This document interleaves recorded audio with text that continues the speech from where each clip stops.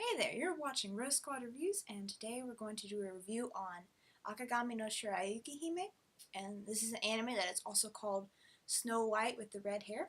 And the main character of this show does in fact have red hair, and at the beginning of the show she is working as a herbalist in the country of Tanbaroon, and her hair actually attracts the attention of the Prince of Tanbaroon, and he asks her to become his concubine.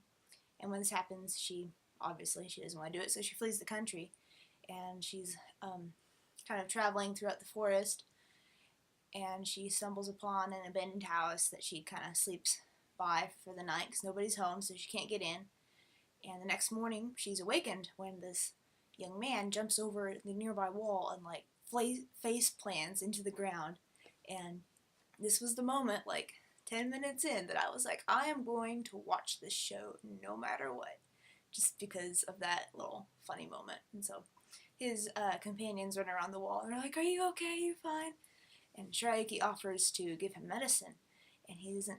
He's kind of like, I don't know, it might be poison, but to kind of prove him wrong, she gives herself a bruise and then uses the medicine on herself to be like, "No, I'm an herbalist. I'm not trying to poison you." And so they kind of become friends after that, and he introduces his name as Zen, and he kind of finds out that Shirayuki is in a bit of trouble, and he's like, "I want to help you, but you have to tell me what's going on."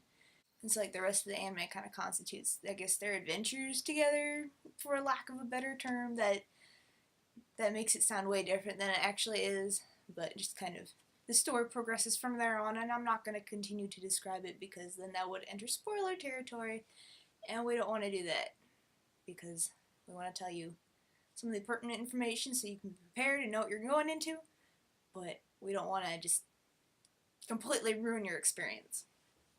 So Shirayuki is a great female lead. I really enjoyed watching her. A lot of the times, the females in shows, they're just like the damsel in distress. They can't do anything for themselves, but she is innovative, and if she's in a pot of trouble, then she'll try and get out as best she can, and she's just hardworking and really a good role model, I think. And Zen has a very compassionate character, so he kind of takes Shirayuki under his wing after he meets her, and he has a pretty strong protective streak, so he wants to help others when they're in need. And Zen has two companions, which are Kiki and Mitsuhide. Kiki is kind of like your strong, silent type. She still has a feminine side to her, and she also kind of has like a sarcastic sense of humor, which I liked. And then Mitsuhide kind of seems like the mother hen of the group. He seems like a little bit of a pushover, but when he needs to, he can tell Zen what's what. And one of the downsides to this anime, I think, is the plot takes a little bit longer to get going, and there's not like a very clear, distinct conflict that is presented. Despite this, strong characters and beautiful animation make this show really enjoyable to watch. So even though it lacks a strong driving plot, which isn't necessarily a bad thing, I still think it's a really great show.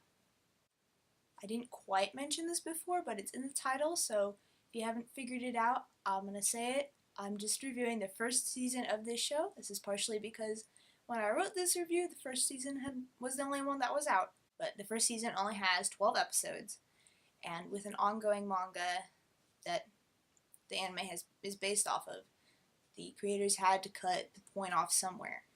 And so they decided to round it out and give us a full 12 episodes, even though episode 11 really feels a whole lot more like an ending than episode 12.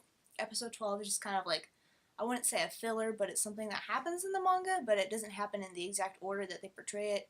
So it's just kind of like, oh, this is a fun little adventure that they go on that doesn't really, change anything. So we're just going to stick this on the end of here and give an extra episode for all you at home. However, the ending provided at episode 11 is sufficient, and it does leave room for expansion. As I mentioned, there is a second season. But it feels like a conclusion. This anime is very clean. The only minor detail that I have to gripe about is one character's outfit is a little bit skimpy. Like, she wears short shorts and nobody else does, so I thought, I wouldn't personally choose to wear that short of shorts, but it kind of seems a little bit out of place since nobody else has, that standard. It's like everybody else looks normal, and then there's like this random person that just has short shorts, and I don't know. As I mentioned before, the animation for this anime is beautiful, as is to be expected of Studio Bones, of course. Um, it's just really, really pretty. The opening and ending songs, they worked. They weren't like, oh, top favorite, I'm gonna listen to this every single time I have to do something. But they worked. The opening is a little bit more upbeat, kind of gets you in the mood. Be like, yeah, we're starting a new episode, and then the ending is kind of slower, so kind of gives you time to like calm down. Just be like, okay, back to the real world. No fillers except for the one that was kind of like episode 12, and then there's 12 episodes, and yeah, I already like mentioned this, so we're just gonna not even bother with that. And if you'd like to check this anime out, you can watch it on either Hulu or Funimation's website. So go there. Yeah. uh, Thanks for watching. I hope that you enjoyed this review, and I hope you check out the show. I think it's really good. Like I said, it's one of my favorites. I'm biased, okay? Sorry. See you guys later.